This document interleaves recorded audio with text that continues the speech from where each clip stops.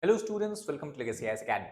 In today's video, we are going to discuss about a controversial statement that was made a few days back by the interim advisor of the Bangladesh government, that is Muhammad Yunus, while he was on a visit to the China. So this particular remark by Muhammad Yunus has drawn a strong criticism from many of the leaders across all the political parties of India, and specifically the leaders from the northeastern region. Some of the leaders even have said that why we should not think of idea of breaking up Bangladesh, because the statement given by Muhammad Yunus basically indirectly is hinting about the breaking up of the northeastern region of India. So let us try to understand this in more detail. So as we have discussed, Bangladesh Interim Government Chief Adviser Muhammad Yunus, it's his remark of inviting China to expand its influence in the Bangladesh, and by that extension also in the India's northeastern states, have drawn sharp condemnation from the Indian leaders, whether they are from the Congress parties or the Bharatiya Janata Party or any regional party in the northeastern India. And in this context, we have to understand, when he was on his 4-day visit to the China, Muhammad Yunus had urged Beijing to establish what he has referred as an economic foothold. Economic base is basically looking at the development of the port infrastructure in the Bay of Bengal region. And also Bangladesh try to send masses that it is in the region of Bangladesh, it is having a very strategic position, a strategic location, which China should take advantage of. And his comments has this elicited a strong backlash from the Assam Chief Minister. Now, what was the exact comment? We'll discuss that. From the Assam Chief Minister Himanta Biswa Sarma, who viewed them as a provocative and such kind of a statement as unacceptable because it seems that it also can threaten the sovereignty and integrity of India. Now, in this context, let us try to look at what Himanta Biswa Sarma has said. So, he has said that the statement made by Muhammad Yunus is referring to the seven sister states. When we talk about the seven sister, it is the region of northeastern India, where you have the states such as Arunachal Pradesh, Assam, Nagaland, Manipur, Mizoram, Tripura, and Meghalaya. So these states of India are called as the seven sister states, as landlocked, because that is how Muhammad Yunus has termed this region, that it is the landlocked, completely landlocked region. Only Bangladesh in this region has access to the sea, and positioning Bangladesh as the guardian of the ocean, the guardian of the ocean access, we can say, is offensive and strongly condemnable. And also, this remark underscores the persistent vulnerability narrative associated with India's strategic chicken's neck corridor. Now, what is the chicken's neck corridor? If you try to look at the map of the India, and specifically the northeastern India, we can see this is the mainland India, and then this part, the seven sister state that we are talking about of northeastern region. Now, if you see, the only connectivity the seven sister states have with mainland India is through this narrow corridor, and this narrow corridor is what is called as Siliguri corridor, because it lies in the Siliguri district of West Bengal, and also because of its shape and structure, it is popularly referred by the chicken's neck as well. So this is the area that Himanta Biswa Sarma is talking about, that this remark basically is again exposing the vulnerability of the narrative associated with chicken's neck corridor. He even has suggested that the remark of Muhammad Yunus is similar to the remarks that has been made by many insurgent groups operating in the northeastern region of India, especially those insurgent groups which are having a secessionist demand, who want to create a separate nation for themselves based on the ethno-tribal identity. So what he has said that even internal elements within India have dangerously suggested severing this critical passageway to isolate the northeast from the mainland physically. That is why he has talked about that such kind of provocative statement directly threatens the sovereignty and integrity of India. And from the defense perspective also, if we talk about the chicken snake corridor, is a very strategic corridor, because if imagine China is in the north, and then you have very narrow corridor through the Bhutan territory or Bhutan region. So if in the case of the war, situation of war, if China is able to take control of this narrow corridor, we know that China illegally claims the entire Arunachal Pradesh to be its own territory. So in that case, India will have problem in getting access to northeast, and also India may face problem in mobilization of its troops, resources, and everything in that area. That is why the protection and security of chicken's neck is of vital and critical importance for the India. So that is the point of statement given by the Himanta Biswa Sarma. On the other hand, even more, we can say, what you can call as the more condemnation we have seen from Pradyot Manikya, who is again a leader from the northeastern region. So he even has stated that why we should think of spending billions of dollars for the infrastructure development in Northeast. Rather, why should we not think of even breaking up Bangladesh itself and have our own access to the sea? And he has suggested the area of Chittagong Hill district, for example. Right? If you look at the map of northeastern India, you can see that this is India and this green region is what is Bangladesh. Now, obviously, correctly stating, the northeastern India is completely landlocked from Myanmar and Bangladesh. So he has suggested that since Bangladesh is talking about dividing or carving out northeast India, or what you can call as bifurcating the northeast India and Siliguri corridor, why we should not think of creating our own space to the sea by taking control of Chittagong Hill district, right? So if you look at here, this along the border of Mizoram and Tripura states of India, you have the Chittagong Hill tract that is currently the part of Bangladesh, and then to the south of Chittagong Hill tract you have the Bay of Bengal.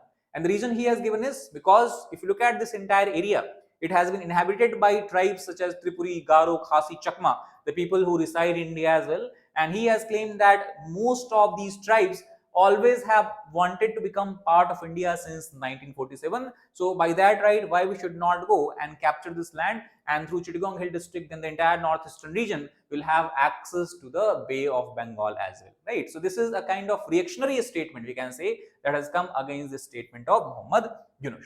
Now, a similar statement has come from the Pawan Khera, who is the Congress leader as well, where he has talked about and severely criticized Bangladesh's attempt, where it is seen to be inviting China to encircle India. This attitude of Bangladesh government is very, very dangerous for the security of our northeast region. Now, at the same time, he also took this as an opportunity to criticize the current government and administration by talking about the government of India, on the other hand, is not taking care of even Manipur, while China, on the other hand, is already settling villages along the borders of Arunachal Pradesh. So these are the reactions that we have seen coming from the Indian political parties and its leader. Now let us try to look at the background of this entire debate and discussion. Now, on his 4-day visit to China, Muhammad Yunus, while meeting with the Chinese Premier Xi Jinping, has invited China to make an extension in the region, while mentioning that the 7 northeastern states of India remain landlocked. Now, this is what has drawn criticism from all the political party members or even the defense expert. The reason is because Bangladesh has gone there largely for its own interest, largely to ask for money for the economic infrastructure project development and all. So in this context, any statement about India was irrelevant, should not be made. So bringing in the northeastern states of India is trying to, maybe it is an attempt by Bangladesh to send some kind of indirect message to India, which obviously seems to be threatening in tone. Now, Yunus has encouraged the Chinese government to establish an economic base in Bangladesh, emphasizing that Dhaka is the sole guardian of the ocean in the region. And the reason that is given is simple, because Dhaka or Bangladesh enjoys the right of access to the sea. Now, in this context, again, the member of the Prime Minister's Economic Advisory Council, Sanjeev Sanyal, has noted that it is interesting that Yunus is making a public appeal to the Chinese on the basis that 7 states in India are landlocked. China is welcome to invest in Bangladesh. That makes sense, okay? Because obviously Bangladesh has gone there for its own economic interest, but then what exactly is the significance of 7 Indian states being landlocked? How does it fit into the overall China-Bangladesh bilateral arrangement or agreement? That is something which is confusing. Now, we'll try to understand this and analyze it from the defense perspective as well. But before that, I would try to bring your attention to the new batch that we are going to start very soon. That is on the April 17th, full day batch. That will be a regular batch. Sessions will be held every from Monday to Friday, between 10 to 1 a.m. in the morning and 2 to 5 p.m. in the evening. Now, apart from the classes, regular classes that will be conducted, we will also be providing you a weekly test right from the beginning, so you're able to analyze your strengths and weaknesses. Now, during the classes, we'll also ensure that the entire preparation, comprehensive preparation, is covered or done by focusing upon the basics such as NCERTs, as well as even the advanced part of the syllabus. After that, you'll also be having access to the mains based answer writing program, where you will be having evaluation done for your answers, and then the feedback will be provided, which you can use further enhancing your answer writing skills. And then to tackle the last stage of the examination, personality test, we'll also be providing you guidance program for that as well. Now, we have a strict policy of 40 students per batch. So if you lose the chance of getting admitted in April 17th batch, then you can join again on the May 12th batch, which is again regular weekday batch. For those of you who are preparing for the civil services examination along with the full-time job, we have a Saturday, Sunday, that is a weekend batch between 10 a.m. to 5 a.m. You'll have a full day class, and all the facilities provided to weekday batch, regular batch students will be available to you as well. And those of you who are writing prelims examination this year, then we have a free all India prelims mock test for you. You can register on our platform and can attempt this test free. You can then check your progress by analyzing that where you have made a mistake and which subjects, which area should be your focus area in the last few weeks the preparation. If you have any question related to our course program and all, you can give a call to the given number 9606900004. Now, coming back to this particular topic, how the defense analysts have understood the statement or the comment of Muhammad Yunus. In this regard, it has obviously drawn a strong criticism from the Indian defense experts. And again, everyone is saying the same point, that he had no business bringing up India when he is talking about the economic cooperation between India and Bangladesh.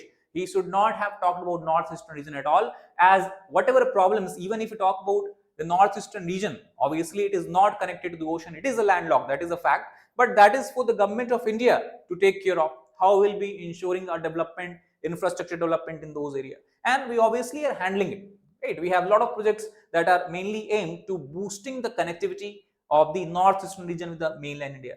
So basically, by giving such kind of statement, the defense experts have argued that Muhammad Yunus is trying to tell China that Bangladesh's unique location could provide China with access through India's northeastern states to Nepal and Bhutan.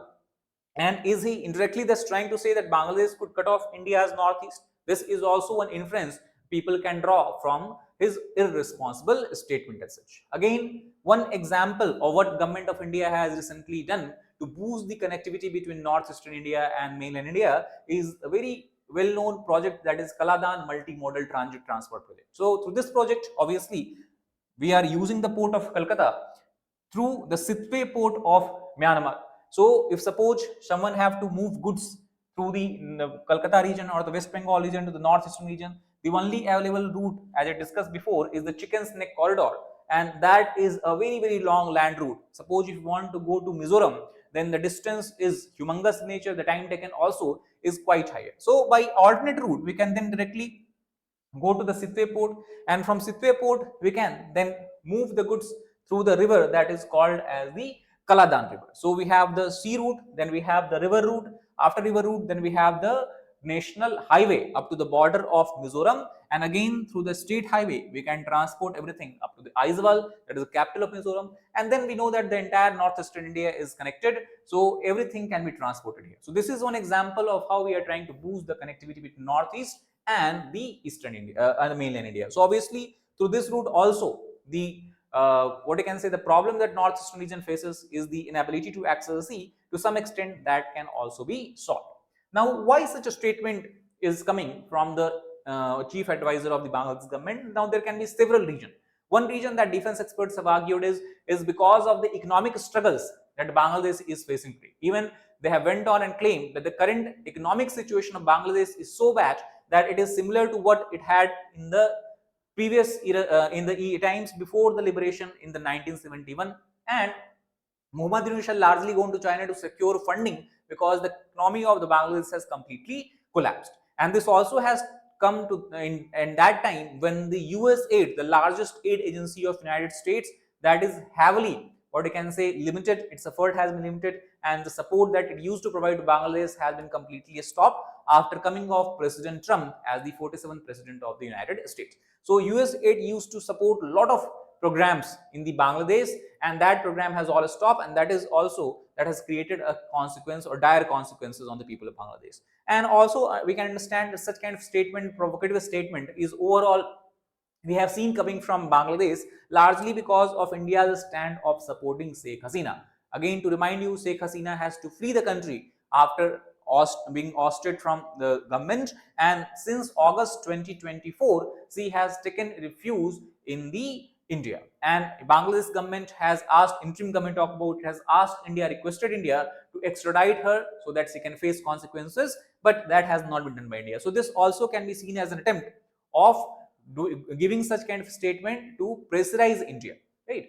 Then we have the cause for concern. Should India be concerned about this statement? The answer is flatly no. India has no reason to worry because we know that we are in a very strong position and already taking a lot of measures to curb infiltration attempts from the Bangladesh.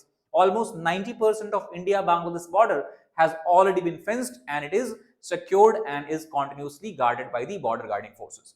Now, other reason is that the current government you talk about, led by Muhammad Yunus, is an interim government. It is not elected, it has not been elected by the people of Bangladesh. So this government again can change very fast. We can see the change of guard in Bangladesh when elections are held, which is expected to take place in the end of year 2025 or the beginning of 2026.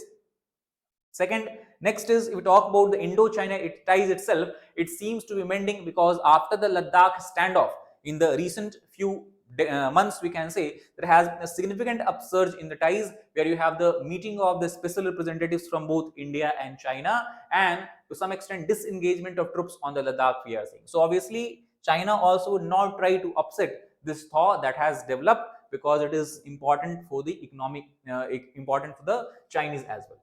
Now, last we can discuss about that as a result of this meeting between China and Bangladesh, basically, as we have discussed before, that the economic factor was the main factor why Muhammad Yunus had to visit China, and several decisions have been taken in this regard. For example, China has decided to grant almost $400 million for the modernization of the Bangladesh Mangla port. If you look at the Mangla port, it is situated here, that is on what you can call as the southwestern coast of the Bangladesh. So Mangla port $400 million, plus China has said that it will grant $350 million for the development of China Industrial Economic Zone and $150 million as a technical assistance to the Bangladesh. Apart from that, also both countries have agreed that they will have soon held a dialogue on the maritime cooperation, and also they will exchange MOUs on hydrological information for the Brahmaputra river, which in China is referred as Yarlung Jangbo and in Bangladesh it is referred as Jamuna river. Right. So that is all about this particular